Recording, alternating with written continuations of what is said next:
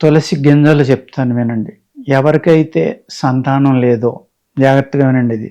ఎవరైతే సంతానం లేదో వాళ్ళు ఈ తులసి యొక్క గింజలు తీసుకుని వాటిని జాగ్రత్తగా పోజేసుకోండి. ప్రతి ఆదివారం కట్ చేయండి. ఆదివారం కట్ చేస్తే దాంట్లో విపరీతమైన శక్తి ఉంటుంది మిగిలిన రోజుల కన్నా. ఈ వారం లోపల ఏమీ ముదిరిపోవు. అర్థమైంది కదండి. ముదిరిన విత్తనాల్లా కట్ చేసుకుని ఆరబెట్టుకుని నలిపితే అందులో విత్తనాలు రాలుతాయి. ఆ రాలిన విత్తనాలన్నీ జాగ్రత్త చేసి డైలీ ఒక అరతులం విత్తనాలని కొద్దిగా పాలు పోసి మెత్తగా నూరి కొంచెం పాలు కలుపుకొని, ఆవు పాలు, కాసిన పాలే, పచ్చి పాలు కాదు.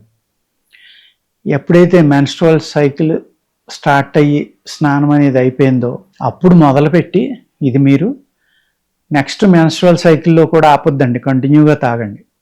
అలాగ 3 నుంచి 6 నెలలు కనుక మీరు తాగితే 99% మీకు సంతానం కలగటానికి ఈ తులసి విత్తనాలు అనేవి పనిచేస్తాయండి.